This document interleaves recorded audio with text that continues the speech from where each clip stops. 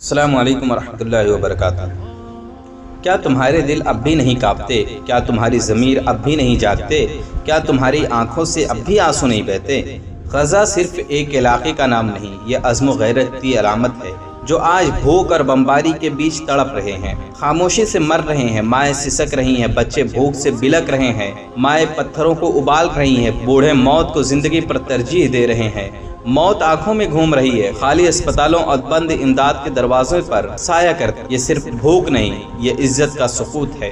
غزہ کی بھوک صرف کھانے کے ختم ہونے کا نام نہیں، یہ تو عزت کے گھٹنے ٹیک دینے کا نام ہے، یہ امید کے مر جانے کا نام ہے۔ کیا تم اپنے بچوں کو مرتا دیکھ سکتے ہو؟ نہ دودھ ہو، نہ روٹی ہو، نہ ایک ٹکڑا۔ یاد رکھو، غزہ کی یہ حالت آج کی نہیں، یہ 2007 سے محاصرے میں ہے۔ 18 سال سے اس پر ظلم ہو رہا ہے، راستے بند، بجلی بند، پانی بند، دوا بند، 3 بڑی جنگیں، لاکھوں بم، پھر آیا غذائی محاصرہ، بھوک کا جنگ، عالمی ادارے چیخ اٹھے۔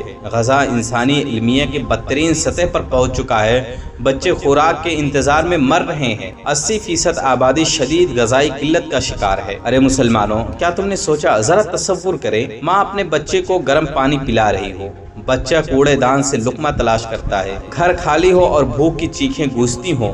کیا تمہارے نبی کریم صلی اللہ علیہ وسلم کی حدیث تم کو یاد نہیں آتی؟ کلکم راعٍ وکلکم مسئول عن رعیت، تم میں سے ہر شخص نگہبان ہے اور اپنی رعیت کا ذمہ دار ہے۔ تو کیا امت کے بچے مرتے رہیں اور ہم بس تماشائی بنے رہیں؟ غزہ کی مدد صرف جذبہ نہیں، فریضہ ہے، یہ کوئی آپشن نہیں، یہ شریعت کا واضح حکم ہے۔ وَإِنِ اسْتَنصَرُوكُمْ فِي الدِّينِ فَعَلَيْكُمُ النَّصْرُ، اگر وہ دین کے معاملے میں تم سے مدد چاہیں تو تم پر مدد فرض ہے۔ نبی کریم صلی اللہ علیہ وسلم نے فرمایا، المسلم اخو المسلم، مسلمان مسلمان کا بھائی ہے، نہ اس پر ظلم کرتا ہے، نہ اسے بے سہارا چھوڑتا ہے۔ تو اگر تم نے انہیں بھوک، بیماری اور ذلت میں تنہا چھوڑا تو تم نے بھائی چارے سے خیانت کی۔ نبی کریم صلی اللہ علیہ وسلم نے فرمایا، جو مسلمانوں کے معاملات میں دلچسپی نہ لے وہ ان میں سے نہیں۔ نصرت صرف جنگ نہیں، یہ ہمدردی، صدقہ اور آواز بھی ہے۔ حضرت عمر رضی اللہ عنہ فرماتے ہیں، اگر عراق میں ایک کھنجر بھی گر جائے تو مجھے ڈر ہے کہ اللہ تعالیٰ مجھ سے پوچھے گا، اے عمر، تم نے راستہ ہموار کیوں نہ کیا؟ تو جب تمہارے سامنے بھوک سے مر رہے ہیں اور تم نہ ایک روٹی بھیجتے ہو اور نہ ایک دعا، تو تم پر کیا حجت باقی رہتی ہے؟ ابن قیم رحمہ اللہ فرماتے ہیں، جو مظلوم کی مدد نہ کرے وہ ظالم کے گناہوں میں شریک ہے اور قیامت کے دن اس کا دشمن ہوگا۔ امت کے مالدار کہاں ہو؟ کیا تم اس لائق نہیں کہ اپنی شہوت کو روکو اور ایک بچے کی بھوک مٹاؤ؟ کیا نبی کریم صلی اللہ علیہ وسلم نے نہیں فرمایا، وہ مومن نہیں جو پیٹ بھر کر کے کھائے اور اس کا پڑوسی بھوکا ہو؟ تو تم 7 برتن کھاتے ہو اور غزہ کے مسلمانوں کو کھانے کا ٹکڑا بھی نہیں۔ غزہ کی چیخیں تمہاری ضمیر کو جگاتی ہیں، یہ صرف غزہ کا زخم نہیں، یہ امت کے ضمیر پر ایک داغ ہے۔ ہماری غیرت مر چکی ہے، ہماری انسانیت سو چکی ہے، ہماری اسلامی حمیت دفن ہو چکی ہے، اور افسوس عالم اسلام کی خاموشی، حکومتوں کی بے بسی، میڈیا کی ترجیحات سب ظلم کے ساتھی بن چکے ہیں۔ لوگ زلزلوں پر اکٹھے ہو جاتے ہیں، گلوکاروں کی موت پر رو لیتے ہیں، کھلاڑیوں کے چوٹ پر مضامین لکھتے ہیں، مگر غزہ کے بچوں کی بھوک پر خاموشی۔ ابن مسعود رضی اللہ عنہ فرماتے ہیں، برائی دیکھو تو ہاتھ سے روکو، نہ ہو سکے تو زبان سے روکو، ورنہ دل میں بیزاری رکھو، اور یہ ایمان کا کمزور ترین درجہ ہے۔ اللہ کی سنتیں ظالموں پر عذاب نازل کرتی ہیں۔ اللہ کسی قوم کو صرف ظلم پر ہلاک نہیں کرتا، بلکہ اس وقت جب وہ مظلوم کی مدد سے منہ موڑ لے۔ اللہ تعالیٰ فرماتا ہے، وَمَا كَانَ رَبُّكَ لِيُهْلِكَ الْقُرَىٰ بِظُلْمٍ وَأَهْلُهَا مُصْلِحُونَ، اللہ کسی بستی کو ظلم سے ہلاک نہیں کرتا جب تک کہ اس کے لوگ اصلاح کرنے والے ہوں۔ محترم بھائیو، کیا تم وہ پہلے لوگ بننا چاہتے ہو جو اپنے ہی ہاتھوں اسلامی اخوت کو مار ڈالیں؟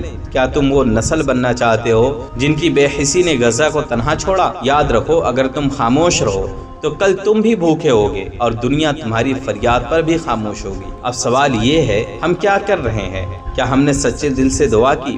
کیا ہم نے صدقہ کیا؟ کیا ہم نے قلم، زبان، آواز یا 2 آنسو دیے؟ یاد رکھو، مومن ایسا ہوتا ہے جو دوسرے کا درد اپنے جسم میں محسوس کرے۔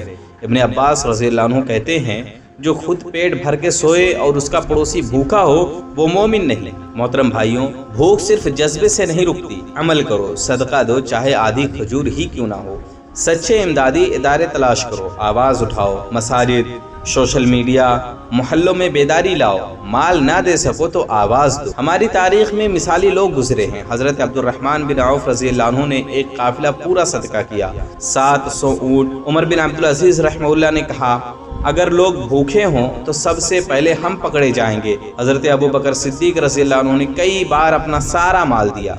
नबी करीम सल्लल्लाहु अलैहि वसल्लम ने फरमाया, अबू बकर के माल ने मुझे सबसे ज़्यादा फ़ायदा दिया। ऐ मुसलमानों, याद रखो, गज़ा की भूख उनकी हिम्मत नहीं तोड़ेगी, वही गज़ा है जो कल की रहनुमाई करेगा, ईमान, सब्र, शहादत और तरबियत से। अल्लाह का वादा है, ऐ सुनने वालों, जो रोटी तुम आज गज़ा को नहीं देते, कल वो तुम्हारे बच्चों से छिन जाएगी। अल्लाह तुमसे तुम्हारे अमल के बारे में पूछेगा।